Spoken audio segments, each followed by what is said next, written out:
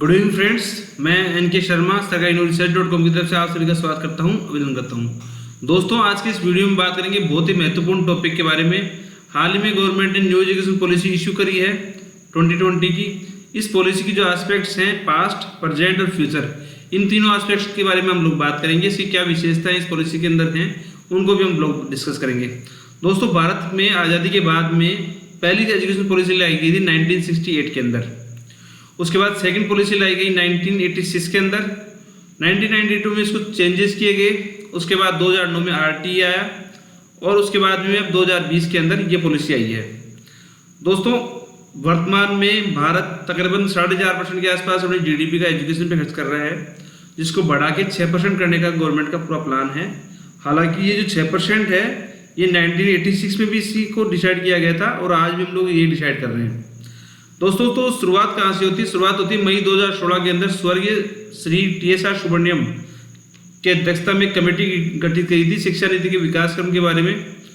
उसके बाद में जून 2017 में के कस्तूरी रंजन जो इसरो के पूर्व चेयरमैन थे, उनके अध्यक्षता में कमेटी गठित की ड्राफ्ट एजुकेशन पॉलिसी के लिए, जिसने अपनी रिपोर्ट सबमिट करी 31 मई 2019 को HRD डिपार्टमेंट को।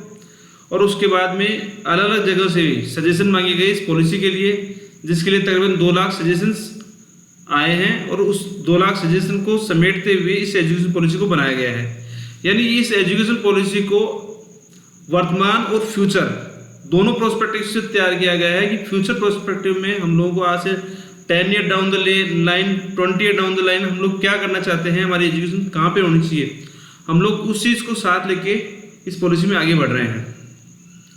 तो दोस्तों, अब हम बात करते हैं कि इस पॉलिसी में किस चीज़ को ध्यान रखा गया है। देखो, इस पॉलिसी के अंदर सार्वभौमिक पहुंच, यानी सभी तक शिक्षा पहुंचे, सभी तक समान शिक्षा पहुंचे, गुणवत्ता यानी क्वालिटी और वैधता, सभी लोग उसको वैन कर सकें। ये इन पॉइंटों को ध्यान में रखते हुए इस पॉलिसी का निर्माण किया गया है। सार्वभौमिक पहुंच, क्षमता, गुणवत्ता और वैधता। अब इसमें क्या है दोस्तों, इसमें सतत विकास लक्ष्य आपने सुने होंगे UN के जो 2030 UN ने जारी किए थे 2030 के लिए। उन लक्ष्यों को पूरा करने के लिए इस पॉलिसी को में भी इस चीज़ का ध्यान रखा गया है। 2030 तक सरकार ये चाहती है कि हर छात्र 100% शिक्षित हो और जो छात्र जिन्होंने स्कूल जाना छोड़ दिया है, तकरीबन 2 करोड़ के आसपास ऐसे छात्र हैं जिन्होंने स्कूल जाना छोड़ दिया है, उनको भी इस पॉलिसी में शामिल किया जाए, उनको भी शिक्षित किया जाए। ठीक है दोस्तों, इसमें सबसे बड़ा महत्वपूर्ण प्रावधान क्या किया गया कि जो हमारा 10+2, अभी हम लोग वर्तमान में 10+2 के स्ट्रक्चर में शामिल हैं, उसकी जगह एक नया स्ट्रक्चर लेके आया गया है 5+3+3+4। ये प्रावधान जोड़ा गया है। इस प्रावधान की हम लोग डिटेल स्टडी करेंगे आगे। हम लोग यहाँ पे मैं आपकी इसको संवैधानिक एस्पेक्ट्स डिस्कस करना चाहूँगा। यहाँ पे दोस्तों, हमारा नीति निर्देशक तत्व जो भाग 4 है, उसके अंदर आर्टिकल 45 और आर्टिकल 39A के अंदर एजुकेशन से संबंधित चर्चाएं की गई है। स्टेट पे ऑब्लिगेशन डाली गई है कि एजुकेशन को किस तरीके से बढ़ावा दिया जाए। इसके लिए निधि तत्व के भाग 4 में आर्टिकल 45 और आर्टिकल 39 में ये पॉइंट दिए हुए हैं। अब दोस्तों, आपको ध्यान होगा कि 42वें संवैधानिक संशोधन हुआ 1976 के अंदर, जिसके अंदर शिक्षा को स्टेट लिस्ट से निकाल के किस में डाला गया, कॉन्करेंट लिस्ट में।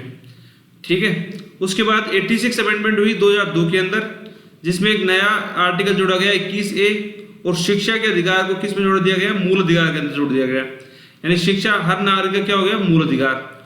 और उसके बाद 2009 में आया RTA कानून, RTE right to education. Right to education के तहत 6 से 14 वर्ष के बच्चों को 25% आरक्षण मिलता है प्राइवेट स्कूलों के अंदर। ठीक है, वो फ्री एजुकेशन मिलती है उनको यहाँ पे। ये इसकी संवैधानिक एस्पेक्ट्स हैं।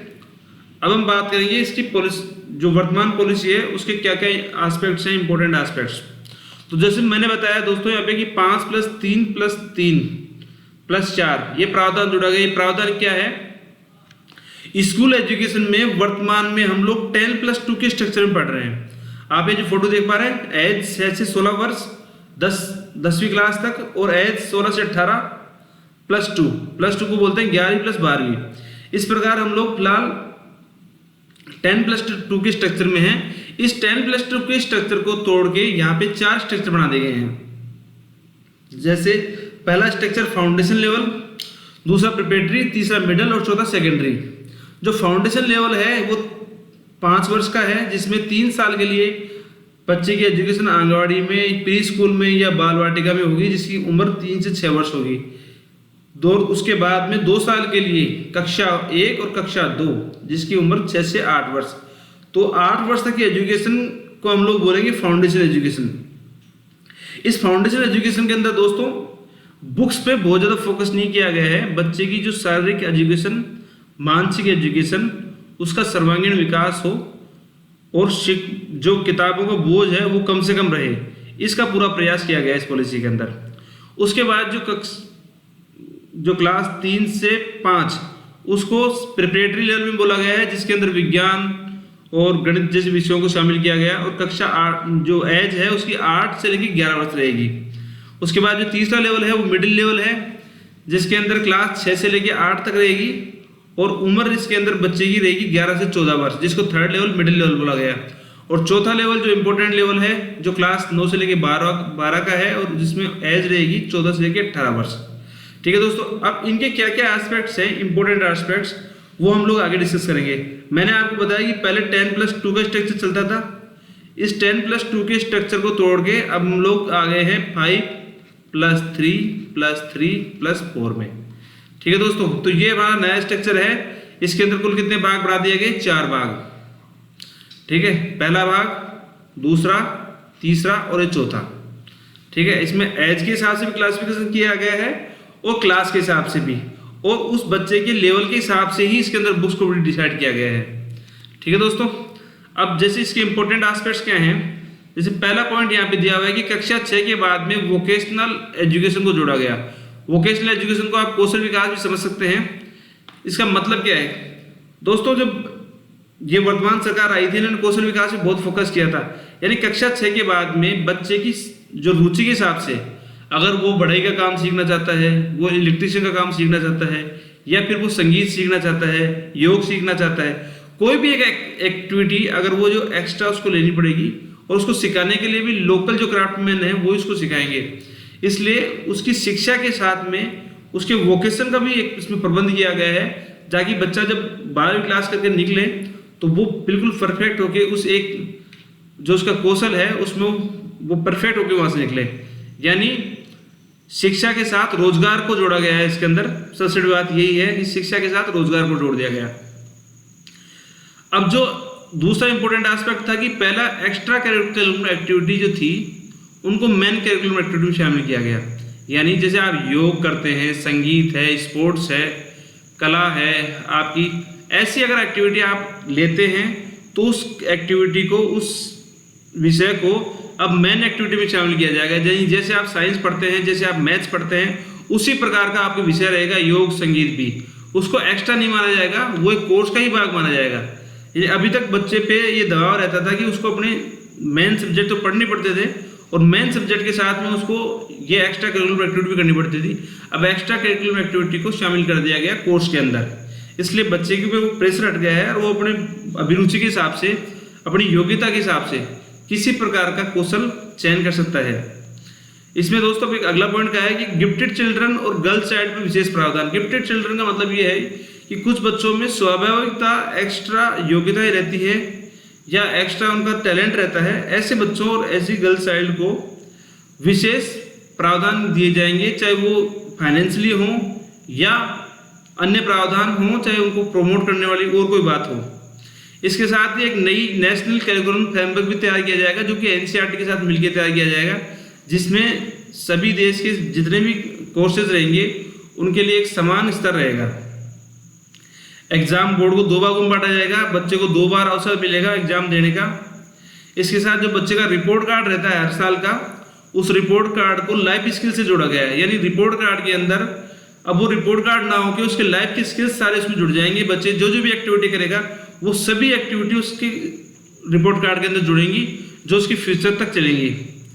2030 तक हर बच्चे के लिए शिक्षा सुनिश्चित करने का पूरा प्रयास इसके अंदर किया गया है कि देश के सभी बच्चों के लिए 2030 तक पूर्ण शिक्षा दी जाए। जैसे कि मैंने आपको 2030 तक सतत विकास के लक्ष्य बताए हैं।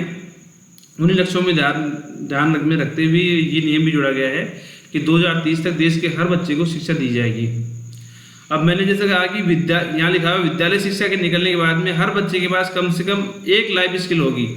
तो जो हम लोग यहाँ पे कक्षा 6 के बाद वोकेशनल प्रोग्राम लेंगे या कौशल विकास लेंगे, उसमें जो उसकी एक्टिविटी रहेगी वो उसके साथ चलती रहेगी, और जब बच्चा 12वीं पास करके निकलेगा तो वो उस स्किल के अंदर माहिर हो जाएगा, क्योंकि हम लोग उसको हर साल डे टू डे डेवलप करेंगे।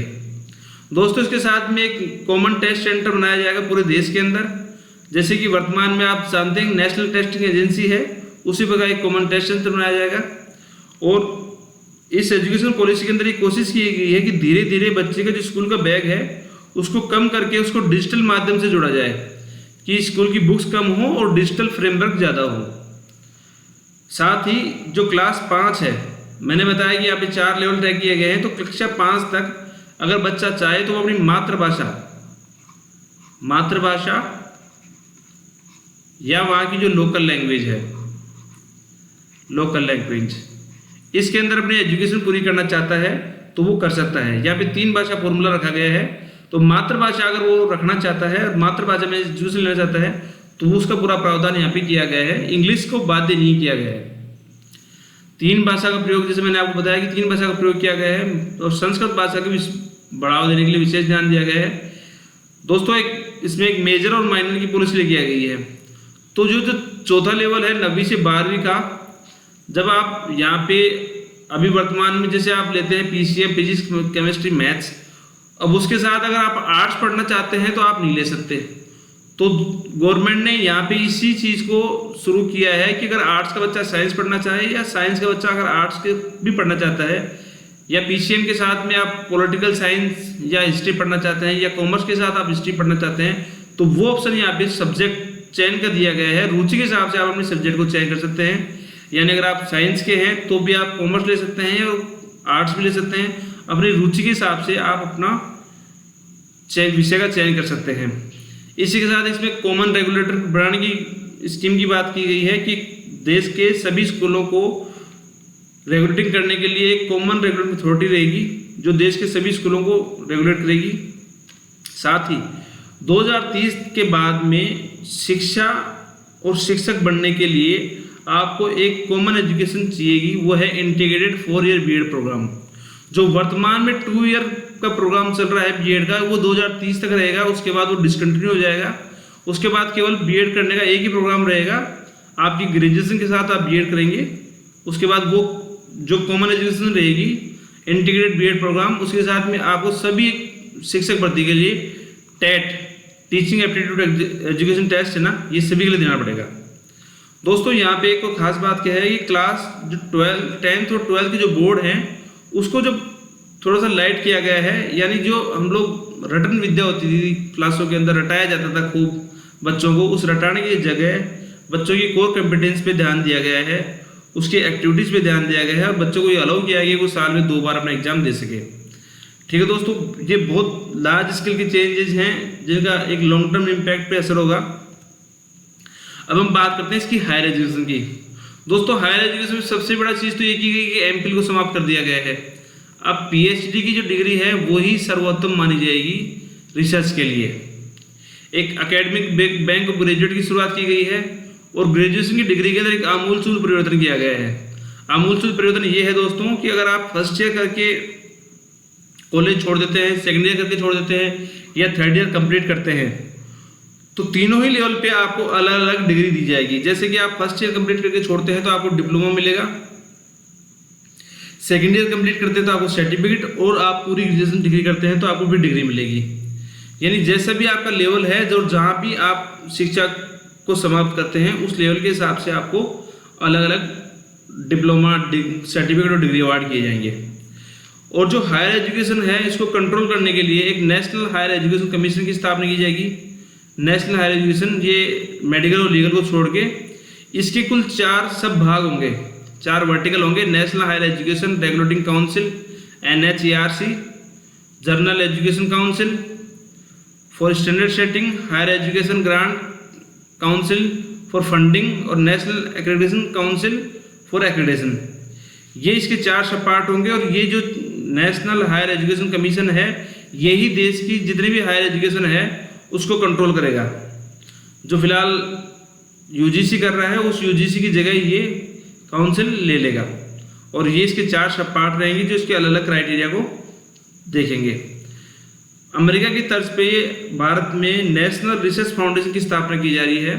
नेशनल रिसर्च फाउंडेशन रिसर्च करने वालों की हाईएस्ट अथॉरिटी रहेगी, जिसके अंदर कला, विज्ञान, सामाजिक विज्ञान, प्रौद्योगिकी के अंदर आप रिसर्च करना चाहते हैं तो नेशनल रिसर्च फाउंडेशन उसकी सारी व्यवस्था यूनिवर्सिटी के माध्यम से करेगा, और उन सभी के लिए ये जो रिसर्च के कार्य हैं उनको आगे बढ़ाया जाएगा।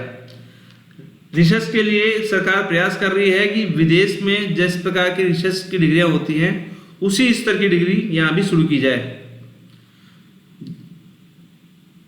जैसा मैंने बताया कि रिसर्च के लिए सरकार एक विशेष रिसर्च फाउंडेशन स्थापित करेगी, इसके लिए एक अलग से फंड का भी निर्माण किया जाएगा, वो फंड धीरे धीरे बढ़ाया जाएगा।